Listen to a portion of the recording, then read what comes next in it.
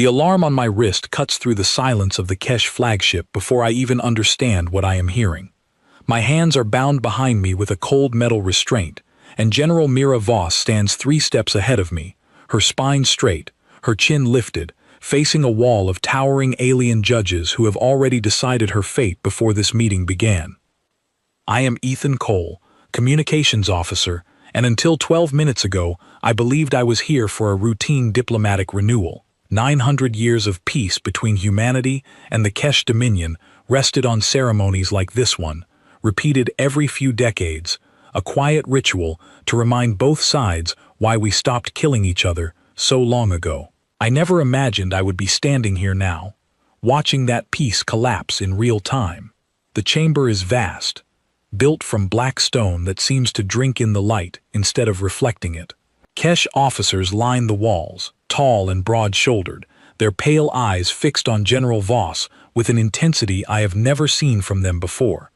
This is not how these meetings are supposed to go.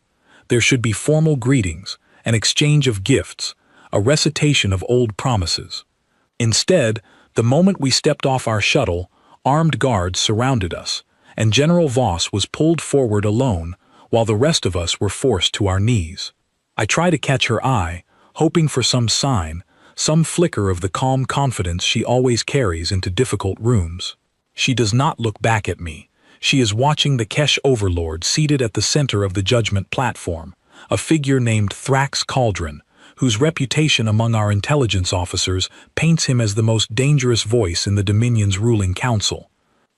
General Mira Voss, Cauldron says, his translated voice flat and mechanical through the small device clipped to his collar. You stand accused of crimes committed against the Kesh people 300 years before your birth. The words do not make sense to me. A crime from before she was born. I glance at Liam Brooks, our security officer kneeling beside me, and I see the same confusion in his eyes. This is not an accusation. This is a performance, and General Voss seems to understand that faster than any of us. I was not alive 300 years ago, she says, her voice calm, almost gentle, as if she is explaining something simple to a child. You know this. Your own historians know this. Guilt does not require presence, Cauldron answers. It requires blood. You carry the blood of the humans who once broke our worlds. Today that debt comes due. I feel my chest tighten. This is the oldest trick in the book, the kind of political theater that species use when they want to break a truce without looking like the ones who broke it first. Blame a symbol, punish a name. Let the guilt of ancestors fall onto the shoulders of someone who never asked for it. General Voss knows this too. I can see it in the way her jaw sets, the way her shoulders square instead of slump. She has spent her entire career reading rooms like this one, and she reads this one perfectly. She is not here to be executed for a crime. She is here to be humiliated, to be broken in front of every camera drone hovering silently near the chamber's ceiling, feeding this moment to every allied and rival species watching across the galaxy. You want a message, she says, cutting through Cauldron's next sentence before he can finish it. You want the galaxy to see humanity kneel. Cauldron's pale eyes narrow, the closest expression to surprise I have seen from a Kesh official. He did not expect her to say it plainly. He expected fear, or pleading, or the kind of desperate bargaining that gives him more material to work with. Instead, she has stripped his intentions bare in front of his own council, and for a brief moment, I feel something like pride cut through my fear. 900 years, she continues, her voice rising just enough to carry across the chamber, and you choose this moment to test us. Why now? Cauldron does not answer her question. Instead, he raises one hand, and the guards behind General Voss step forward, removing the ceremonial rank markers from her uniform one by one. Each medal, each insignia, falls to the black stone floor with a small, sharp sound that echoes far louder than it should. I watch her face as they do this. She does not flinch. She does not look down at the medals scattering around her boots. She keeps her eyes on Cauldron, unblinking, as if daring him to find the fear he is looking for. He will not find it.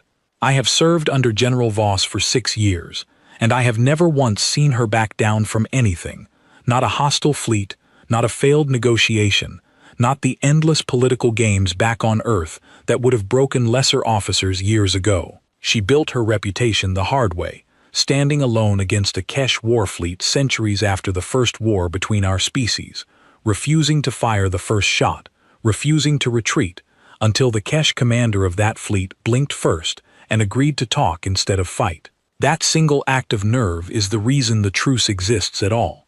She is not just a general to us. She is the truce, given a face and a voice, which is exactly why Cauldron chose her. Do you understand what you are doing? She asks him, and there is something new in her tone now, not fear, but urgency, as if she is trying to hand him one last chance to step back from whatever he has planned. If you do this, there is no undoing it, not for 100 years, not for 1,000. We understand perfectly, Cauldron says. That is why we are doing it. The chamber falls silent. Even the guards seem to hold their breath. I realize, in that silence, that this was never a trial. It was a countdown, and we are standing at 0. Ethan, General Voss says suddenly, and my name in her mouth snaps my attention fully onto her. She has turned her head, just slightly, enough to look at me over her shoulder. Her eyes are steady, clear, holding no fear at all, only something that looks almost like reassurance. Whatever happens next, you remember every second of it. You carry it home. Do you understand me? I do not understand, not fully, not yet, but I nod anyway, because there is nothing else I can do with my hands bound and guards pressing rifles against my back. Good, she says, and turns back to face Cauldron. Any final words, General? Cauldron asks, and there is something almost eager in his voice now, the anticipation of a man who believes he is about to witness the moment humanity's spirit finally cracks after 9 centuries of quiet. General Mira Voss straightens her back one final time, and when she speaks, her voice is loud enough to fill every corner of that vast black chamber.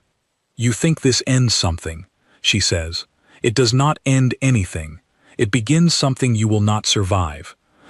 The words hang in the air, and for the first time, I see something shift in Cauldron's expression, a flicker of doubt so brief I almost miss it. Almost. But it is there, and I will remember it, just as she asked me to. The guards step forward again, and this time, they are not removing medals. I close my eyes, not out of fear, but because I understand, in that single terrible moment, that I am about to witness something the galaxy will never forget, and that everything I thought I knew about peace, about safety, about the quiet 900 years humanity has enjoyed, is about to be rewritten in front of me. When I open my eyes again, General Voss is looking directly at me, and she is smiling, small and fierce, and utterly without fear, as if she already knows exactly what comes next, as if she planned for this moment long before I ever understood what kind of woman I was serving under. The chamber lights dim, just slightly, and the camera drones above us tilt downward, focusing entirely on her.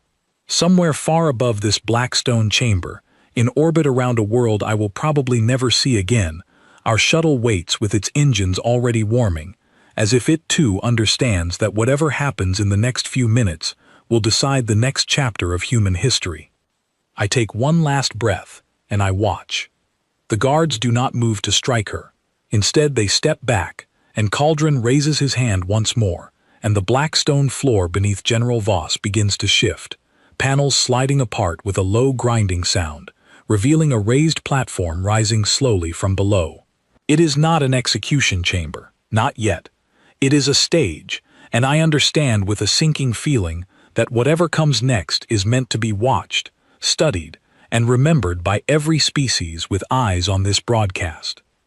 A translator drone hovers closer to Cauldron, adjusting its receivers to catch every word with perfect clarity. He wants nothing lost in translation. He wants every syllable of what happens next understood exactly as he intends it. Before judgment is carried out, Cauldron announces, his mechanical voice carrying through hidden speakers I had not noticed until now. The accused will be given the opportunity to request clemency from her government.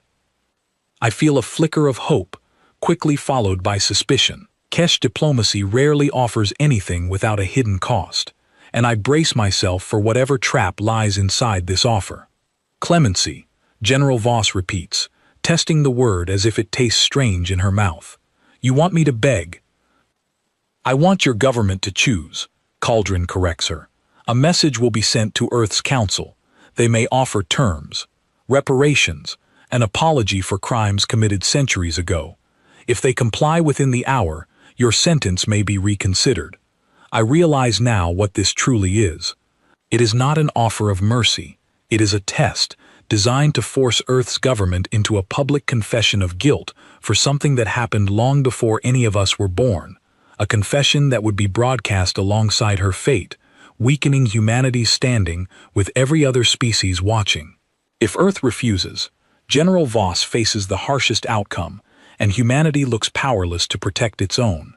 If Earth agrees, humanity looks guilty, weak, willing to trade truth for the life of one officer. Either way, Cauldron believes he wins. General Voss understands this instantly, faster than I do, faster than the tightening knot in my stomach allows me to process anything clearly. Send your message, she says, but do not expect the answer you are hoping for.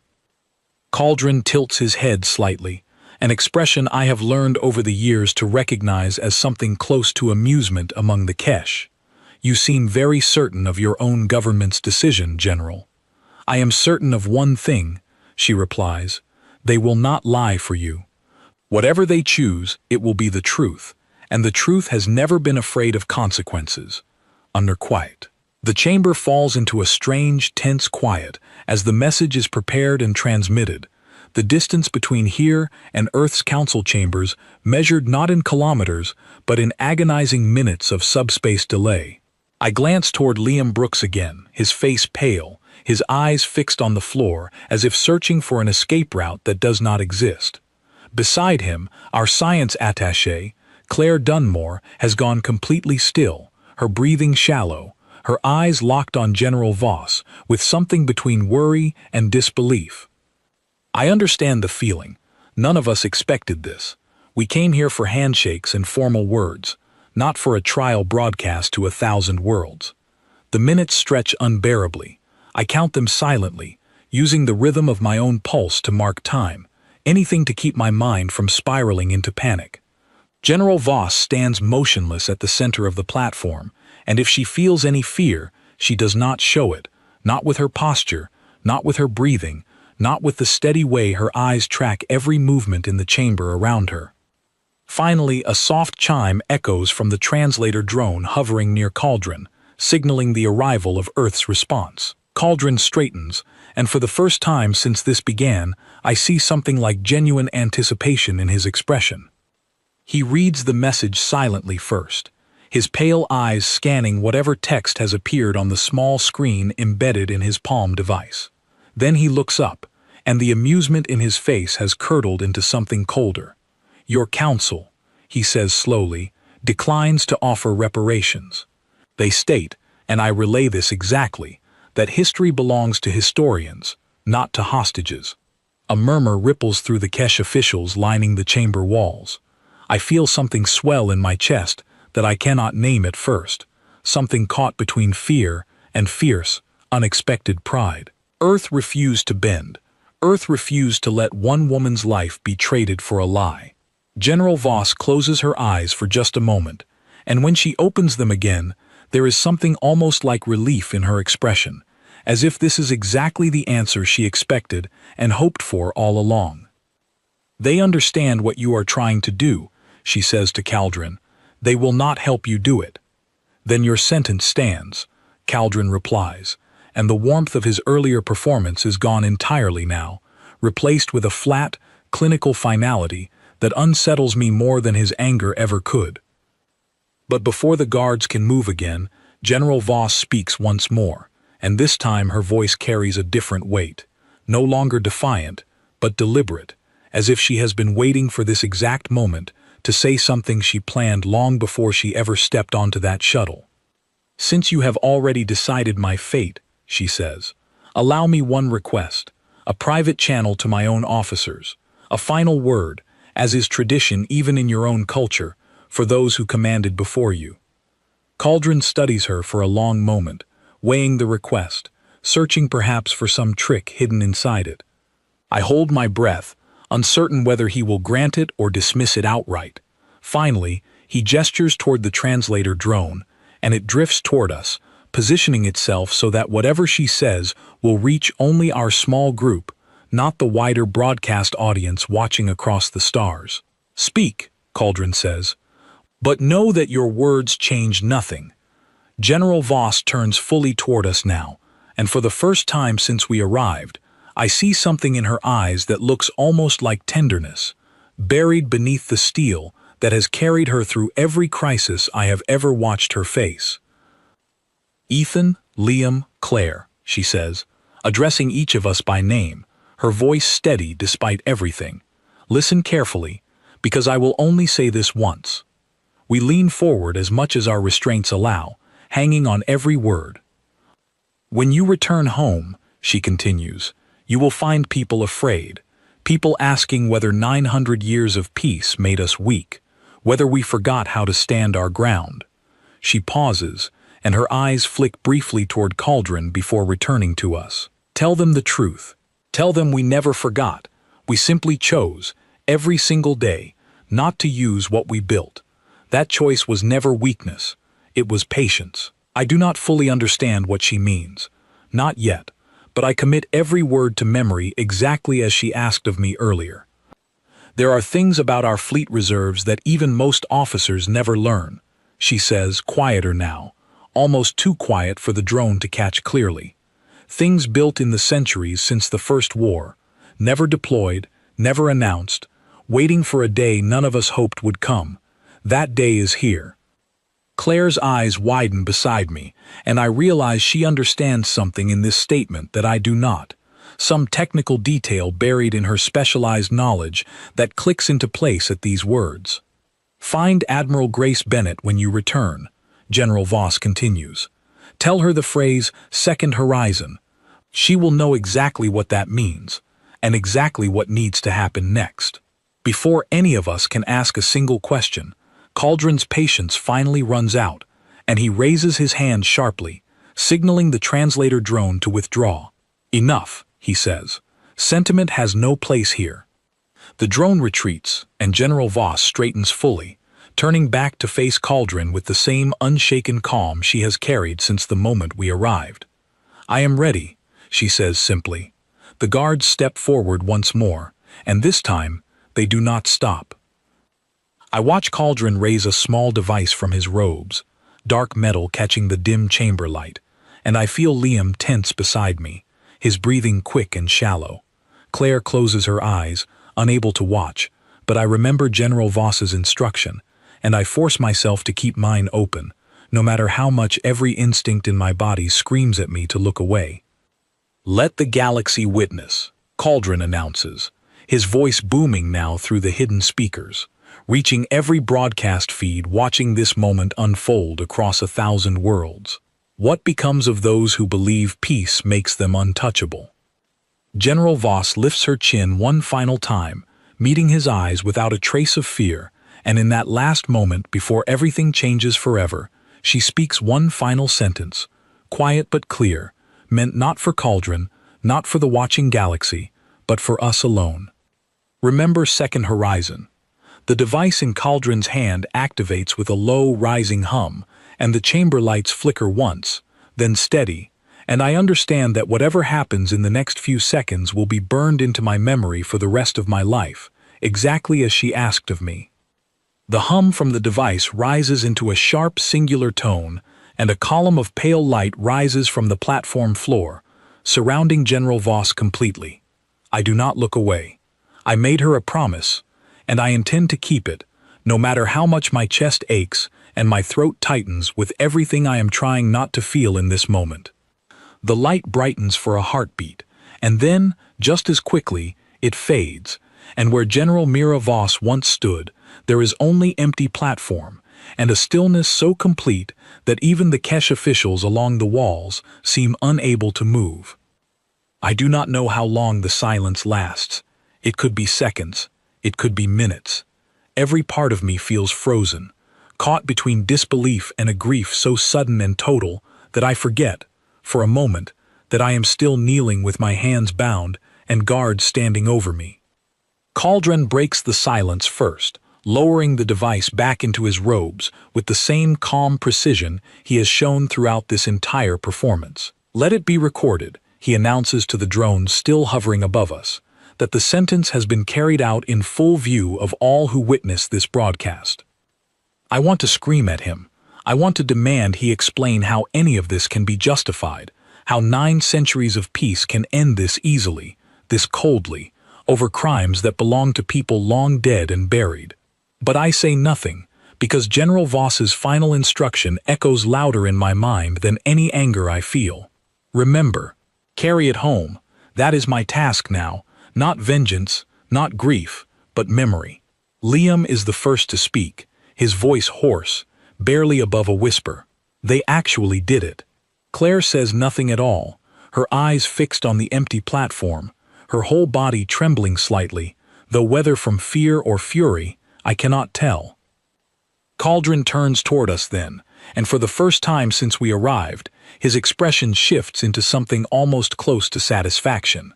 You 3 will return to your ship, he says. You will carry this message to your government exactly as you witnessed it. Let your people understand the price of arrogance. I want to ask why he is letting us go at all, why he does not simply silence every witness to this moment rather than send us home to spread the story. But I already suspect the answer, buried in his own confidence. He believes our fear will spread faster than any fleet could travel. He believes broadcasting this moment across 1,000 worlds and sending its living witnesses home to confirm every detail will accomplish more than any invasion ever could. He wants humanity paralyzed by grief and fear, not united by purpose. He has no idea how wrong he is. The guards release our restraints, shoving us roughly toward the chamber doors, and I stumble forward on legs that feel unsteady beneath me, my mind still replaying every second of what I just witnessed. Liam catches my arm, steadying me, and together we move through the black stone corridors of the Kesh flagship, retracing the path that brought us here, what feels like a lifetime ago, though barely 2 hours have passed. Claire walks just ahead of us, her posture rigid, her jaw locked tight. I do not know what she is thinking, but I recognize the same fire in her eyes that I felt building in my own chest, something that has replaced the numbness of shock with a quiet, burning resolve. We reach our shuttle without further incident, the Kesh escort peeling away the moment we cross the threshold, as if they cannot stand to be near us any longer than necessary. The shuttle systems come online the instant we step aboard, engines already warmed exactly as I noticed earlier, almost as if some part of General Voss anticipated this exact outcome long before we ever set foot on that flagship. As the shuttle detaches from the docking clamp and begins its slow retreat from the Kesh vessel, I turn toward the viewport, watching the massive black hull shrink behind us, and I feel something settle inside me, cold and clear and absolute. She knew, I say quietly, more to myself than to either of them. She knew this was coming. Liam looks at me, his expression caught somewhere between confusion and dawning realization. What do you mean? The second horizon, Claire says suddenly, turning from the cockpit controls to face us both. I have heard that phrase before.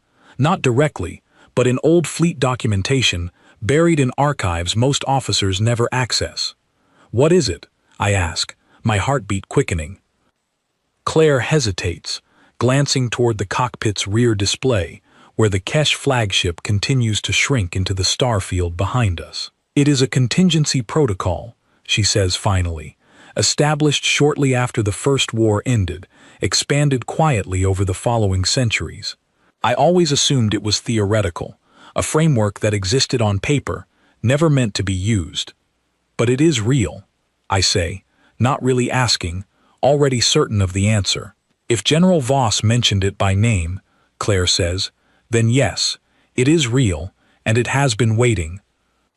The shuttle clears the flagship's docking perimeter and begins its acceleration toward the jump point that will carry us back toward human space, back toward Earth, back toward a galaxy that has just watched, in horrifying detail, exactly what the Kesh Dominion believes it can get away with. I think about the drones hovering above that chamber, broadcasting every second of what happened to 1,000 worlds. I think about every species watching, judging, wondering how humanity will respond. I think about the council members back on Earth who refused to trade truth for mercy, who chose honesty even knowing it might cost a woman her life. And I think about General Voss's final words, spoken not in fear, but in absolute certainty. This does not end anything. It begins something you will not survive. I do not yet understand exactly what she meant, but I feel the shape of it beginning to form, somewhere deep in my chest, a fire that grief has not extinguished, but instead sharpened into something far more dangerous. We need to reach Admiral Bennett, I say, breaking the heavy silence inside the shuttle. The moment we land. Liam nods, still pale, still shaken, but his voice steadies as he responds. Agreed. Whatever this second horizon is, if it is real, the Council needs to know immediately. Claire begins inputting coordinates into the shuttle's navigation system, her hands moving with a precision that suggests focus has replaced fear, at least for now. The jump point is 20 minutes out, she says. From there, 4 days back to Earth space, assuming no complications. 4 days. 4 days to sit with what I witnessed, to relive every second of it, to prepare myself for the moment I have to stand in front of Earth's Council and describe, in exact detail, what the Kesh Dominion did in that chamber. I close my eyes, and immediately, the image returns, sharp and unbidden, General Voss standing tall in that column of pale light, refusing until her very last breath to give Cauldron the fear he wanted so badly to see. She never gave it to him. Not once, not even at the end. I open my eyes again, and through the viewport, the Kesh flagship has become nothing more than a distant point of light among countless others, indistinguishable now from the stars surrounding it. Somewhere out there, across 1,000 worlds, that broadcast is still playing, still being watched, still being judged. I wonder what the reaction looks like on Earth right now. I wonder if the Council has already seen the footage, if Admiral Bennett already knows what happened before we even arrive to tell her ourselves. I wonder how many people are staring at their screens in disbelief. The same disbelief I felt standing in that chamber, watching a woman who represented 9 centuries of careful, patient peace disappear in a column of cold, deliberate light. The shuttle reaches the jump point, and Claire's hands move steadily across the controls, initiating the sequence that will carry us out of Kesh territory and back toward home. The ship shudders slightly as the jump drive engages, space folding around us in a brief, disorienting pulse of light and pressure. When my vision clears again, the stars outside the viewport have shifted entirely. Unfamiliar constellations replaced by ones I recognize from countless training simulations and childhood nights spent studying the sky. We are back in human-controlled space, and somewhere ahead of us, 4 days away at standard cruising speed, Earth waits, still unaware of exactly how much has changed in the last 2 hours. Liam settles into the seat across from me, his hands finally steady, though his eyes remain distant, still processing everything we witnessed. Do you think they will believe us? He asks quietly, when we tell them exactly what happened. They will not need to believe us, I say, my voice quieter than I intend. They already watched it happen. The whole galaxy did. Claire finishes securing the navigation systems and turns to face us both, her expression settling into something calm, controlled, and utterly resolute. Then our job is not to convince them it happened, she says. Our job is to make sure they understand what happens next. I nod slowly, and for the first time since that chamber door closed behind us, I allow myself to feel something other than grief. Beneath the sorrow, beneath the anger, something else is beginning to take shape, quiet and certain, exactly the way General Voss intended. She did not die afraid. She died certain, and that certainty was never about her own survival, it was about ours. 4 days. 4 days to prepare myself, to prepare Liam, to prepare Claire, for the moment we step off this shuttle and into a world that is about to discover exactly what 900 years of careful, patient peace was actually preparing us for. I settle back into my seat, watching the stars stretch into thin lines as the shuttle accelerates toward home, and I begin, quietly, deliberately, to organize every detail of what I witnessed into words I will need to speak clearly, without hesitation, the moment I stand before Admiral Grace Bennett and the full weight of Earth's counsel. Second horizon. Whatever that phrase means, I intend to make certain it means exactly what General Voss believed it would.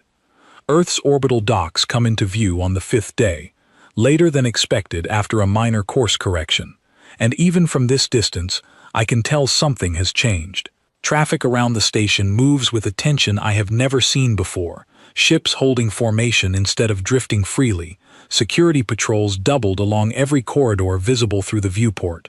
Claire guides our shuttle through the docking sequence in silence, and the moment the airlock cycles open, I understand immediately that Admiral Grace Bennett already knows exactly why we have returned.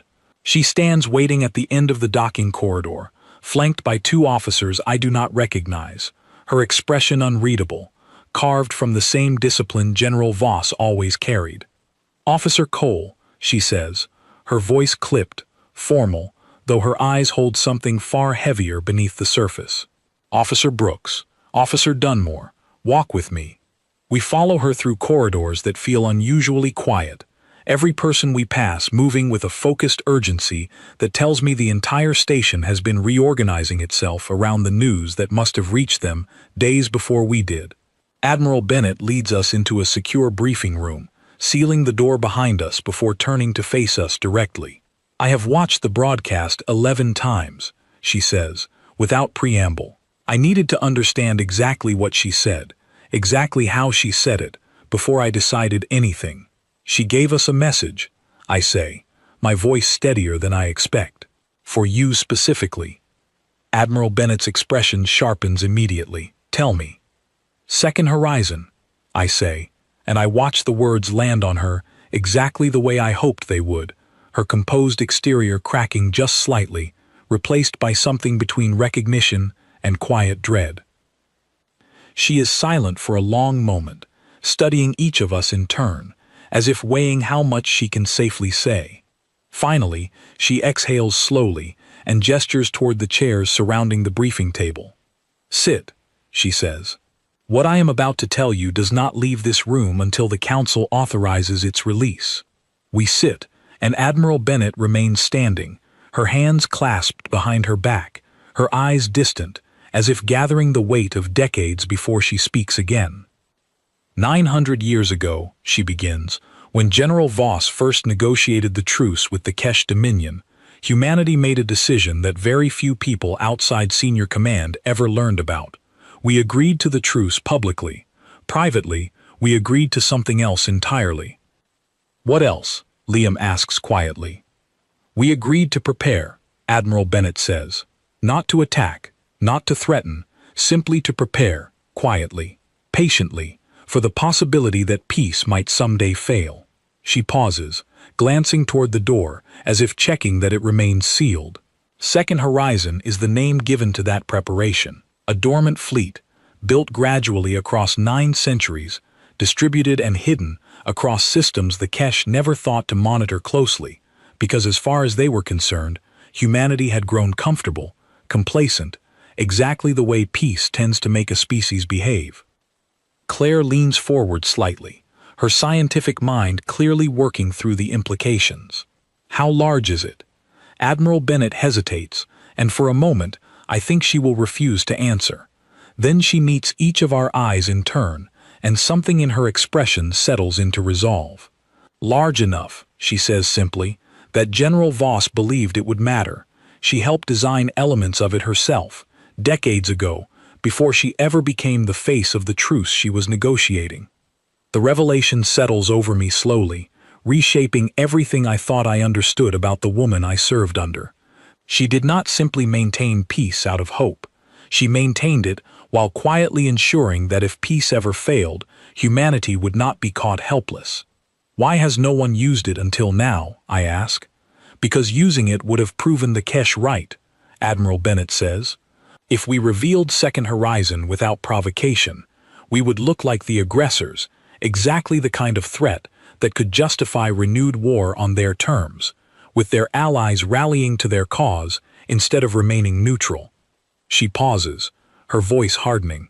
But now, they have provided the provocation themselves, broadcast to the entire galaxy, witnessed by every species watching. No one can accuse humanity of striking first. I begin to understand, slowly, exactly what General Voss meant in those final moments before her sentence was carried out. She was not simply warning Cauldron. She was setting the stage for exactly this moment, ensuring that whatever happened to her personally, humanity's response would be seen by the entire galaxy as justified, inevitable, and entirely provoked by Kesh arrogance rather than human aggression. The Council is meeting within the hour, Admiral Bennett continues. Your testimony will be required, all three of you, describing exactly what you witnessed, exactly what General Voss said in her final moments. The Council needs to understand not just what happened, but why she chose those specific words before authorizing anything further. They are considering it, Liam says quietly, more statement than question. Second Horizon, they are actually considering deploying it. They are considering it, Admiral Bennett confirms. But the decision does not rest with me alone, and it will not be made lightly. 9 centuries of peace does not end because one admiral decides it should. It ends, if it ends, because the entire council agrees that the alternative, continued silence, continued restraint, would only invite further tests of our patience. We are escorted shortly afterward into the council chamber itself, a room far less imposing than the black stone chamber aboard the Kesh flagship, built instead from warm wood paneling and soft lighting that feels almost jarring after everything we have witnessed over the past 5 days. Council members fill the seats around a long curved table, each face marked with the same grim exhaustion I imagine mirrors my own. I am asked to speak first, and I recount everything exactly as it happened, every word General Voss spoke, every detail of Cauldron's performance, every moment of her final defiance. My voice remains steady throughout, though my hands tremble slightly as I describe the column of pale light, the silence that followed, the emptiness where she once stood. When I finish, a woman near the center of the table, Council Chair Evelyn Marsh, speaks for the first time. You are certain of her exact words? Second Horizon? Certain, I confirm. Council Chair Marsh exchanges a glance with Admiral Bennett, something unspoken passing between them, before she turns back to address the full chamber. Then General Voss did not simply die today, she says. She authorized something, deliberately. In front of witnesses, she trusted to carry that authorization home. Claire speaks next, describing the technical details she recognized from buried archive references, confirming everything Admiral Bennett explained to us earlier. Liam adds his own account of the chamber's atmosphere, the certainty in Cauldron's voice, the calculated cruelty of forcing Earth's council to choose between confession and confrontation. When we finish, the chamber falls into a heavy silence, broken finally by Council Chair Marsh rising slowly from her seat. For 900 years, she says, addressing the full council now rather than just the three of us, this body has upheld a truce built on patience, restraint, and the belief that peace, however uneasy, remains preferable to war. Today, the Kesh Dominion broadcasts to every species in this galaxy exactly how little they value that patience. She pauses, letting the weight of her words settle before continuing. General Mira Voss gave her life today, not simply as a symbol, but as a signal. She trusted us to understand exactly what that signal meant, and she trusted these 3 officers to carry it home intact. Her eyes move across each of us in turn. I do not believe restraint any longer serves the purpose it once did. I believe the time for Second Horizon has arrived. A murmur spreads through the chamber, some voices raised in agreement, others hesitant, cautious, weighing the enormity of what such a decision truly means. I watch the debate unfold around me, council members arguing points I barely understand, referencing treaties and precedents, and consequences that stretch far beyond anything I considered during my years as a communications officer. Through it all, I keep returning to General Voss's final words, spoken quietly, meant only for us. This does not end anything. It begins something you will not survive. I understand now, finally, exactly what she meant. 9 centuries of peace never made humanity soft. It gave us time, patient and unseen, to build something the Kesh Dominion never anticipated, hidden in plain sight, behind the appearance of comfort and complacency. The Council's debate stretches for hours, but I already sense, watching the faces around that table, exactly which direction this decision will ultimately take. Caldron believed broadcasting General Voss's execution across the galaxy would paralyze humanity with fear. He never considered that it might unite us instead, sharpening 9 centuries of quiet preparation into a single, unified purpose that no longer requires restraint to justify itself. As the Council finally moves toward its vote, Admiral Bennett leans toward me briefly, her voice low, meant only for my ears. "You did exactly what she asked of you," she says. "You carried it home." I nod, unable to trust my voice fully, watching as Council Chair Marsh calls for the final count, watching as hands rise steadily around that curved table, one after another, until the outcome becomes unmistakable. Second Horizon has been authorized. Somewhere far beyond Earth's orbit, in systems the Kesh Dominion never thought to watch closely, something that has waited patiently for 900 years finally begins to wake. 3 weeks after the Council's vote, I stand on the observation deck of a command vessel I never knew existed until 9 days ago, watching formations of ships emerge from hidden shipyards scattered across a dozen systems, vessels built in secret across generations, crewed now by officers who trained for this exact moment without ever fully believing it would arrive. Admiral Bennett stands beside me, her uniform now carrying the additional insignia that marks her as Fleet Commander of the entire Second Horizon initiative. Neither of us speaks for a long moment, watching the ships align into formation against the backdrop of distant stars. "She would have wanted to see this," I say finally, breaking the silence. "She did see it," Admiral Bennett replies. "Decades ago, when she first helped design half these ships. She knew exactly what she was building, even then."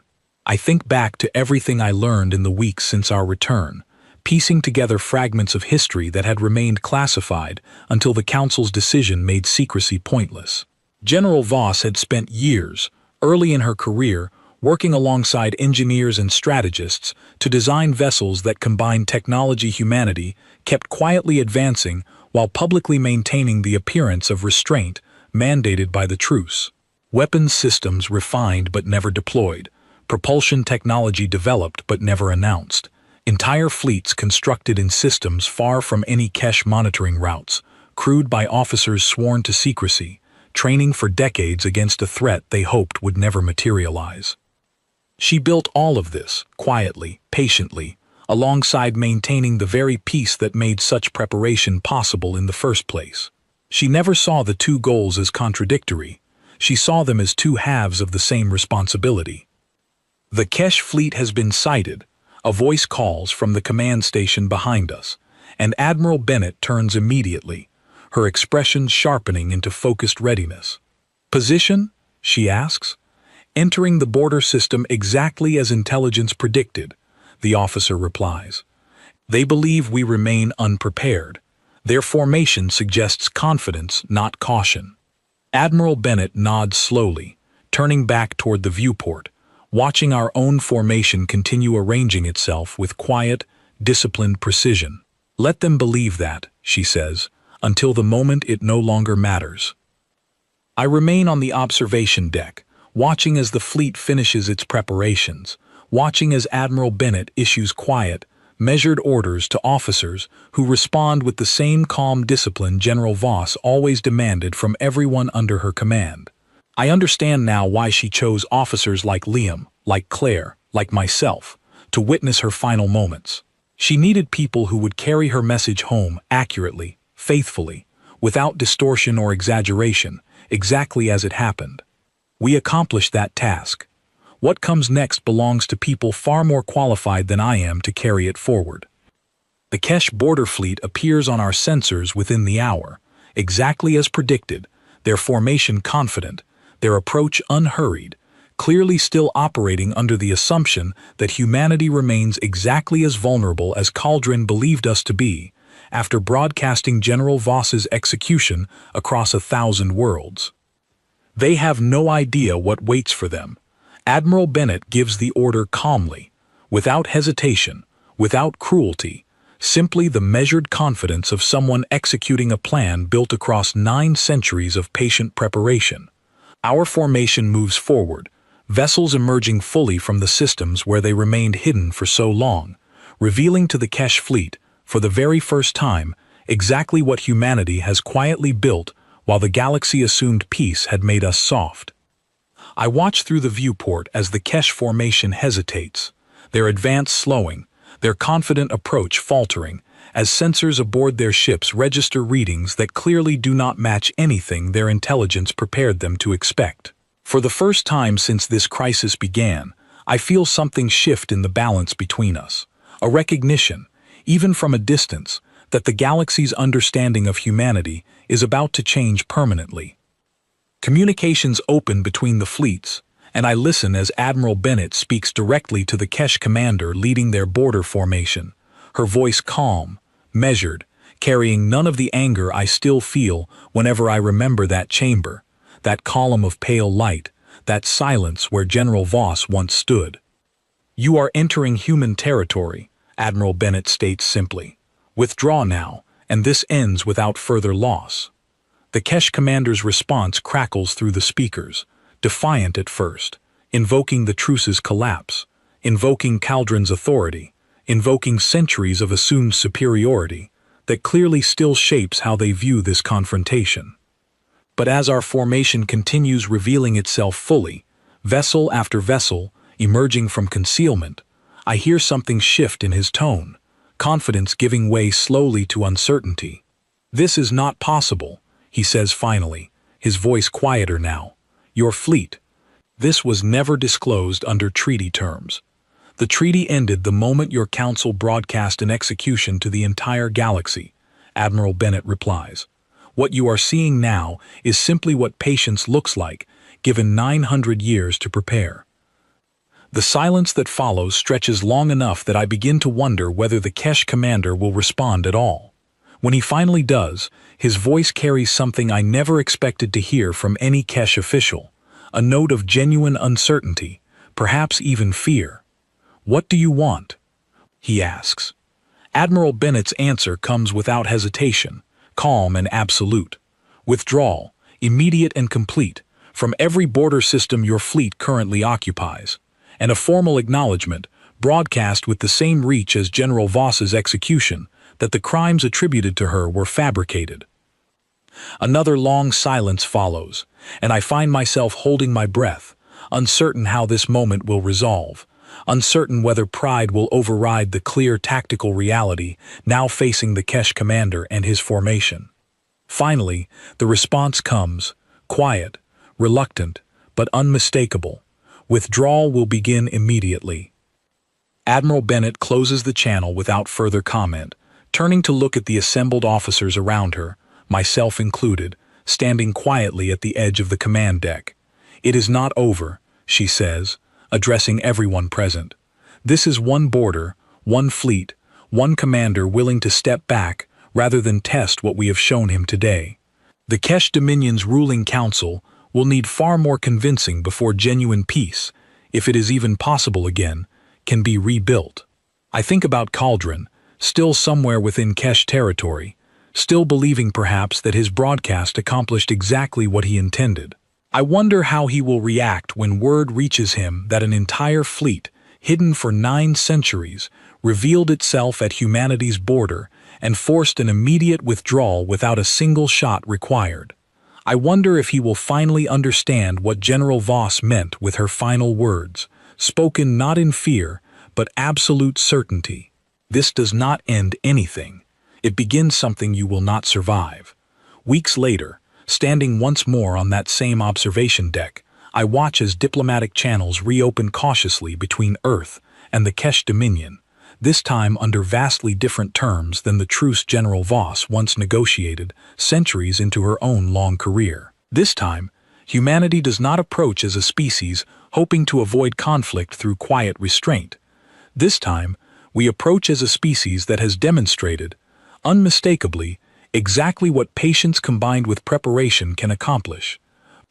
Admiral Bennett stands beside me again, watching the same stars that once framed General Voss's final moments aboard that black stone chamber, now framing an entirely different chapter in humanity's long, careful history among the stars. She would be satisfied, I say quietly, more to myself than to the Admiral standing beside me. She would be proud, Admiral Bennett corrects gently, not simply of what we built, but of the fact that we used it exactly as she intended, not for conquest, not for revenge, but to ensure something like this can never happen again without consequence.